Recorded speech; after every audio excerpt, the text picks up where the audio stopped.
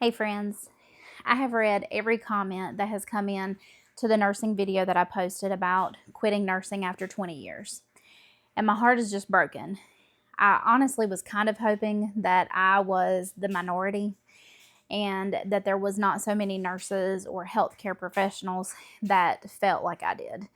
I know a lot of nurses that I worked with said that they were called into nursing. One that I can think of right now was like my work mom, and she said that she knew that God called her into nursing and that's what she was supposed to be doing.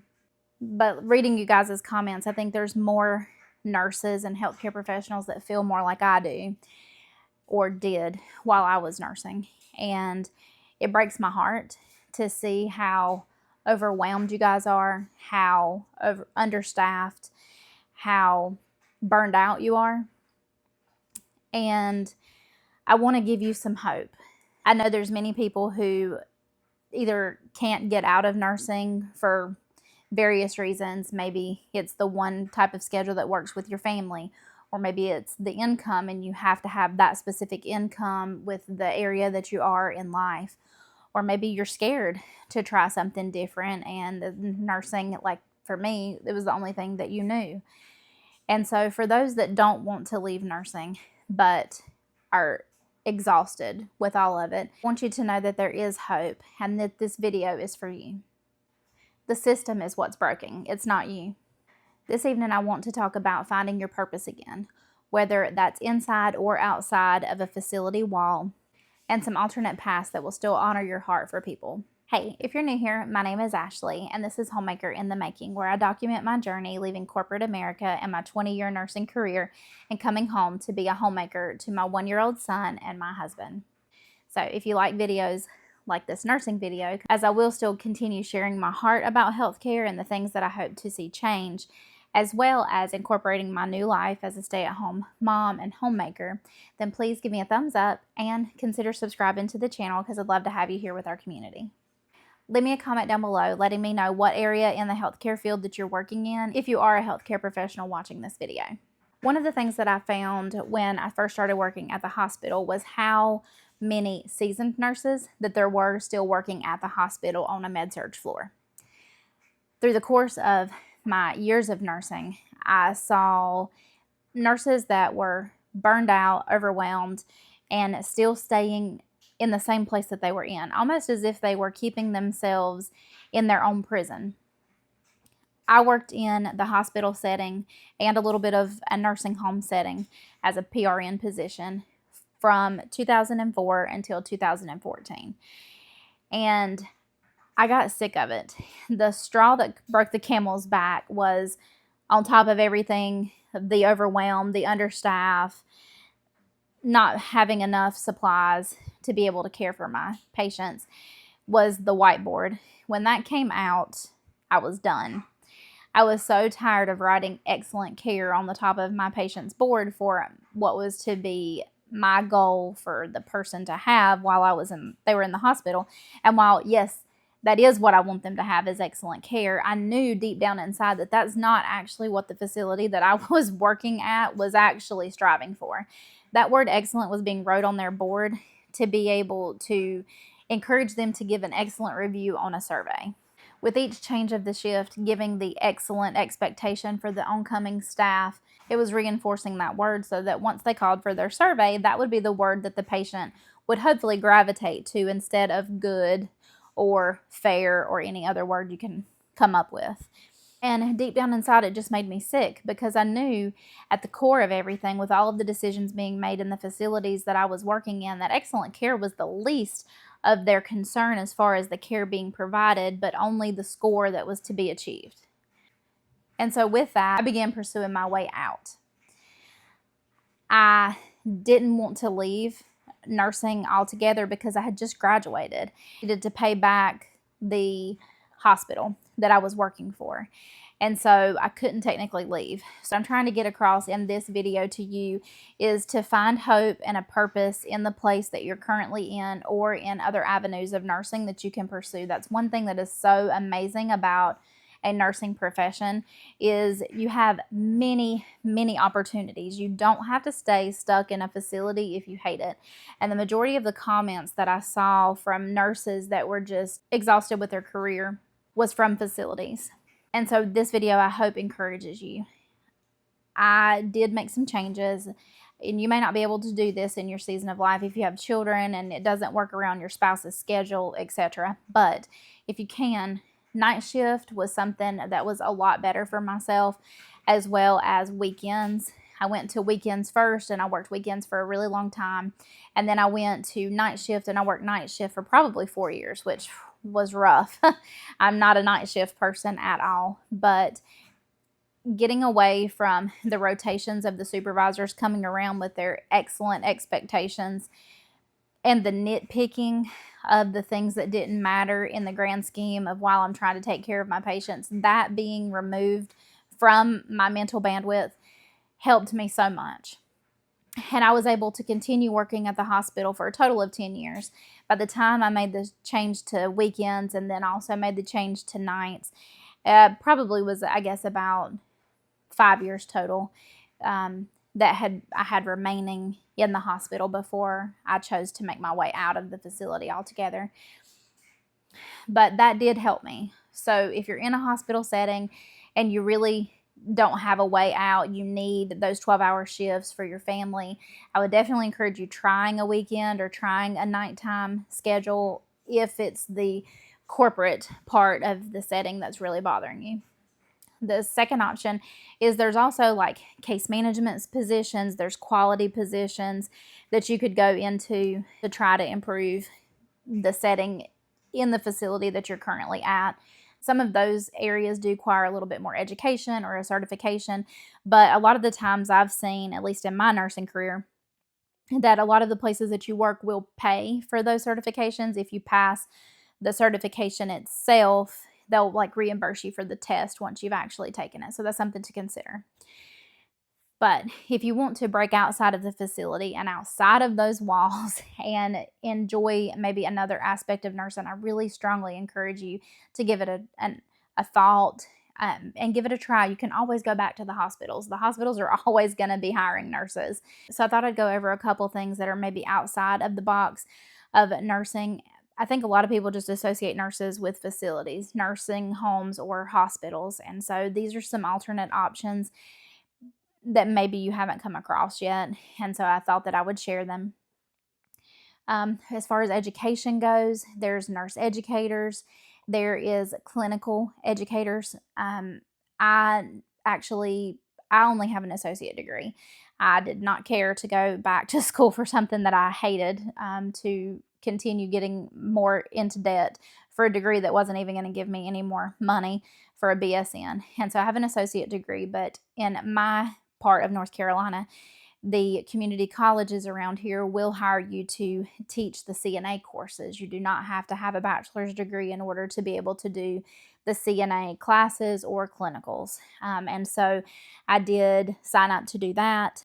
That is an option. In the community role, there's also things like clinics. So you have your VA offices and clinics, of course, urgent care, and the CVS locations, their hubs, sometimes hire nurses as well. Have your wound centers, your dialysis clinics, and dermatology.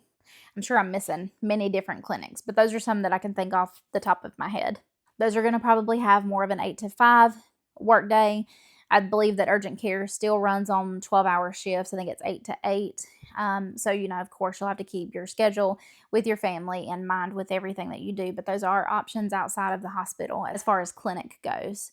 Now, in the actual community, you have your school nurses. Those are excellent if you have kids and you're needing a time that you can work while they're in school, and then if you're at their school, you can just pick them up and take them home. So that's a win-win. Another one for the community that is near and dear to my heart, because it's probably my favorite form of nursing that I ever found, is home health. And the reason that I really wanted to bring it up in this video is because I was actually really discouraged when I went to leave the hospital. All of the nurses that I was working with kept telling me, don't do home health. Oh, it's terrible. You're not going to like it. You're going to hate those homes. You're going to want to come back. They really, really gave me a hard time. It was, They were trying to be nice, but it really had me scared to try it. But I had already interviewed. My husband and I got married. We went on our honeymoon, and I accepted the position while I was on my honeymoon. And so I came back to a full-time nurse case manager position in a home health company. I did home health for a total of 7 years, and again, by far, it is my favorite form of nursing. I'm not a nurse that likes all the trauma and all of the adrenaline spikes that goes with nursing. That's definitely more for my ER girls and guys, but that's just not me. And so I loved being able to actually take care of my patients and the one-on-one with my patients and really trying to invest in them and really focus on their education. I feel like I made a difference in their lives, and I had just gotten so far removed from all of that in the hospital setting with how fast they wanted everything done, and we were just supposed to like throw discharge forms at patients and leave the room and them not really understand their diagnosis, that I thought that home health would maybe give me an option to be able to make a difference, and it did. Home health was so rewarding. I loved the fact that I could make my own schedule. We still had to be available 8 to 5 Monday through Friday. You still had to be on call, for holidays and weekends and that kind of thing, but it depends on the place that you're working. But the freedom, the being able to be in the sunshine and yes, the snow or rain, being able to be in my car and hear my music in between patients, being able to invest as much time as I wanted to in a visit, all of that was so rewarding. And being able to see a patient go from really acutely sick when they leave the hospital to progressing with physical therapy that I worked with, occupational therapy that worked with me, and my nursing staff, healing wounds, and seeing them really get their education about CHF and their disease processes and preventing exacerbations, that was so much more rewarding to me than a 12-hour shift at the hospital and then the patient being gone when I come back, or the ones that, stayed and they were just perpetually sick and you didn't really see an overall outcome because all I was able to do was throw meds at them and leave. There wasn't time to do a lot of in-depth education. And so by far, I feel like one of the most rewarding career options in nursing that I have ever done is home health. Second to that will be my next one that we'll go through. There's options to be your own entrepreneur now with nursing. Wellness coaches, you can do that virtually now, which is amazing. Those are certifications and they are kind of pricey, but it is an option, and you can actually schedule your own appointments to meet with your people one-on-one, and so that is amazing. Or you could even start your own home health business. If you wanted to stay more into the corporate side of things, there's also case management, which is included in the hospital portion of case management in home health. But there's also case management from an insurance standpoint, and that is the last position that I held as a nurse. It was a remote position in my home, which I loved. This allowed me to be less hands-on. It was more of an 8 to 5 schedule. There was no on-call. There was no nights. There was no weekends. There was no holiday, which was so nice. And you actually got holidays off with pay, which was another amazing thing that I had never, ever seen in healthcare. And so it was really rewarding because it took my case management skills from home health and it brought them to the house where I wasn't having to be out into the environment anymore. I wasn't having to do wear and tear on my car. I was able to work literally in my pajamas if I wanted to. And it was the best pay that I had because I continued stepping up in pay with each job change that I had in my course of experience as well. I had 7 years of case management experience going into that position, but they do take new grads as well in insurance jobs that I've seen. If you're more of a review type person, there's utilization review, which also is offered in insurance companies. There's telehealth positions that are available as well. Those do require more nights and weekends. And then there's more legal side to nursing as well. And I also had ran into a couple Medicare nurses who would travel across the United States or across like North Carolina and would do reviews for Medicare. They would be the ones that go into the facilities or would come to home health companies and do the reviewing for our charts. And so those are all options as well if you'd like more of a traveling position. Of course, we know that there's traveling positions for nursing in facilities, but there's also traveling positions available for Medicare audits, and there's also traveling positions that are available for home health as well. And you do make more money if you go into the traveling positions, which I know most people don't like talking about money in healthcare, but it's a part of it. That's the reason you do it, is to make money to provide for your family. And so I just wanted to give some hope. My heart just broke for every single nurse and occupational therapist or physical therapist that I saw make comments on this video, on my previous video, saying how devastated they were and how stuck they felt.